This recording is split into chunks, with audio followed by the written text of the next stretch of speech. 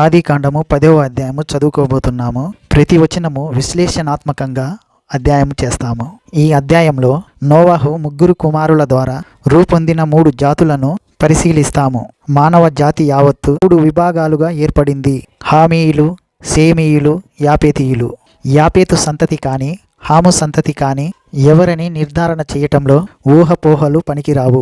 ఇశ్రాయేలీలో తప్పిపోయిన 10 గోత్రాలు వీరేనా అంటే వీరెలా అవుతారు అని ఎదురు ప్రశ్న వస్తుంది. ఊహాజన్యమైన సిద్ధాంతాలు ప్రమాదకరమైనవి. ఇది నోవాహు కుమారుడైన షేము, హాము, యాపేతు అనే వారి వంశావళి. జలప్రలయం తరువాత వారికి కుమారులు కలిగారు. యాపేతు వంశావళి తరువాత హాము, చివరికి షేము వంశావళి వివరంగా చెప్పబడింది. అనామకుల గురించి క్లుప్తంగా చెప్పి ఆ వెంటనే ముఖ్య వ్యక్తులను గురించి చెప్పటం జరిగింది. చివరికి ముఖ్యమైన వంశావళి. ఇదే సరళ రేఖ యేసుక్రీస్తు వరకు పొడిగించబడటం విశేషం.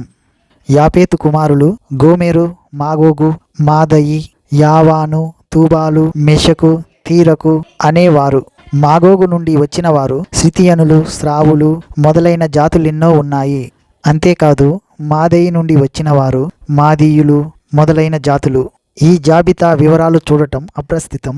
ఈ రోజున మనం చూస్తున్న జాతులన్నీ ముగ్గురిలో నుండి వచ్చినవని గ్రహిస్తే చాలు. హాము కుమారులు కూషు, మిశ్రాయిము, పూతు, కనాను అనేవారు. హాముకు ఇంకా ఎందరో సంతానం ఉన్నారు. అయితే కనాను మీదికే శాపం వచ్చింది. ఈ కనాను నుండి వచ్చిన వారు ఫెనికీయులు, హిత్తీయులు, బీసీయులు, అమోరీయులు, గిర్గాషీయులు, హివీలు మొదలైన వారు. ఇక హాము కుమారుడు కూషు నుండి వచ్చిన వారు కూడా ఉన్నారు. ఈ జాతులన్నీ హాము సంతతి. ఇక కూషువులు ఎవరనగా కూషు నిమ్రోదును కన్నాడు. అతడు భూమి మీద పరాక్రమశాలి అయి విజృంభించసాగాడు. అతడు యెహోవా ఎదుట పరాక్రమము గల వేటగాడు. యెహోవా ఎదుట పరాక్రమము గల వేటగాడు నిమ్రోదు వలె అనే లోకోక్తి పుట్టింది. అతడు పరాక్రమవంతుడు. ప్రపంచమంతా ఏలాలని అతని కోరిక. వేటగాడు. అతడు వేటాడింది పిచ్చుకలను కాదు, వన్యమృగాలను కాదు. అడవులలో, అరణ్యాలలో అతడు వేటాడేవాడు అనుకుంటున్నారా? అలా కాదు. అతడు మనుషులను వేటాడేవాడు.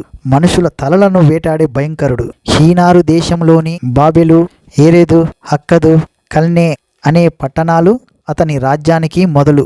షీనారులోని ఈ మహానగరాలను నిర్మించింది నిమ్రోదే. అతడే బాబేలు మహాగోపుర నిర్మాత. జలప్రలయాంతరము ప్రజలందరినీ సమీకరించి సంఘటితపరిచి అందరినీ ఒకే జాతిగా రూపొందించి తానే అందరికీ సామ్రాటునైపోవాలని అతని కీర్తి కండోతి. బాబేలును నిర్మించిన వ్యక్తి మానవాత్మలను, ప్రాణాలను వేటాడిన ఆటవిక చక్రవర్తి, అక్రమకారుడు, జడిని చేసే ఆందోళనకారుడు. రాబోయే చిట్ట చివరి అంత్యక్రీస్తుకు ముందు గుర్తు. అతని పేరు నిమ్రోదు. హాము వంశకుల నుండే మొట్టమొదట మానవ నాగరికత పుట్టింది. నిమ్రోదు హామీయుడు. వీరిదే ప్రథమ మానవీయ సంస్కృతి, సభ్యత. పరిశుద్ధాత్ముడు ఏ విధంగా వంశావళులను క్రమబద్ధంగా మనకు పరిచయం చేస్తున్నాడో గ్రహించాలి. ఈ 2 వంశావళులను క్లుప్తంగా చెప్పాడు. యాపేతు, హాము. ఇప్పుడు అసలు ముఖ్యమైన సేము సంతతికి వస్తున్నాము. సేము నుండి అబ్రహాము, అక్కడి నుండి ఇశ్రాయేలు జాతి, అందులో నుండి యేసుక్రీస్తు. అది క్రమం. పాత నిబంధనలో వంశావళుల క్రమం ఈ విధంగానే విశదీకరించడం జరిగింది. మానవతలోని తతిమ్మ జాతుల విషయం అవతల పెట్టి ఇప్పుడు సేమీయుల వంశవృక్షాలు, దాఖలు, ఉపశాఖలు తీసుకొని మనకు వివరిస్తున్నాడు. ఆ తరువాత ఇతర జాతుల ప్రసక్తి కూడా వస్తుంది. లోకంలోని జాతులన్నిటినీ దేవుడు ప్రేమిస్తున్నాడు. ఆయన ప్రథమ ప్రయోగం ఇశ్రాయేలీయుల జాతి. 10వ అధ్యాయంలో మొత్తం 70 జాతులు పేర్కొనబడ్డాయి. అందులో 14 యాపేతు తాలూకు వంశం జాతులు, 30 జాతులేమో హామీయులు, 26 జాతులేమో సేము నుండి వచ్చినవి. మొత్తం 70 జాతుల పూర్వపరాలు ఈ అధ్యాయంలో ఉన్నాయి. ఈ రోజున కొన్ని జాతులు ఉచ్చదశలో ఉన్నాయి, కొన్ని వెనుకబడి ఉన్నాయి. అన్ని జాతులు ఈ ముగ్గురి ద్వారానే వచ్చాయని 10వ అధ్యాయంలో మనం నేర్చుకోగలం. దావీదు, సొలొమోను ప్రవృద్ధి హయాంలో షేమీయులు పైన ఉన్నారు. సేము నుండి ఇతర జాతులు వచ్చాయి. సితియనులు, లుతియనులు, ఆర్మీనియన్లు మొదలైన గొప్ప జాతులు తరువాత వచ్చాయి. చరిత్ర చక్ర భ్రమణంలో కొన్ని జాతులు పైకి రావటం, కొన్ని కిందికి పోవటం జరుగుతూనే ఉంది. హాము, షేము, యాపేతు వీరి జాతుల చరిత్రకు ఈ త్రిభుజ ప్రసారం, ముక్కోణ ప్రస్థానం జరగటం విశేషం. మానవ జాతుల ఆవిర్భావం 10వ అధ్యాయంలో ఉంది. గ్రహించండి. పుట్టతుదకు జాతులకు అతీతమైన దేవుని రాజ్య సంస్థాపన జరుగుతుంది. సేము కుమారుల పేర్లు వింటారా?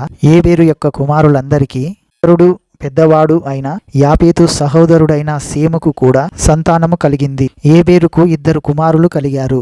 వారిలో ఒకని పేరు పెలెగు. అతని హయాంలోనే భూమి దేశములుగా విభజించబడింది. అతని సహోదరుని పేరు యొక్తాను. ఈ అధ్యాయంలోని వృత్తాంతమంతా 11వ అధ్యాయానికి ఉపోద్ఘాతం. 11వ అధ్యాయంలో బాబేలు గోపుర నిర్మాణ గాథ ఉంది. అప్పుడు లోకం దేశాలుగా విభజించబడింది. ఇప్పుడు ఈ 10వ అధ్యాయంలోని చిట్ట వచనం వినండి. వారి వారి జనములలో వారి వారి సంతతుల ప్రకారం నోవాహు కుమారుల వంశాలు ఇవే. జల ప్రవాహం గతించిన తరువాత వీరిలో నుండి జనములు భూమి మీద వ్యాపించాయి. 10వ అధ్యాయం గురించి ఇంతకంటే ఎక్కువ చెప్పలేము. ఎక్కడ చూచినా పేర్లే. మీరు తిరిగ్గా కూర్చొని ఈ పేర్లు ఒక్కసారి మొదటి నుండి చివరి వరకు, చివరి నుండి మొదటి వరకు చదివి చూడండి. మీకేమనిపిస్తుంది? ఆ పేర్ల ధ్వనిలో కూడా ఎంతో అవ్యక్త మాధుర్య నాదం వినిపిస్తుంది. ఎంత విస్తృతమైనదో అందులో నీవు నేను ఉన్నాము అనే విషయం నా హృదయాలకు ఎంతో తృప్తి కలిగిస్తుంది. ఇంతటితో 10వ అధ్యాయము సమాప్తం.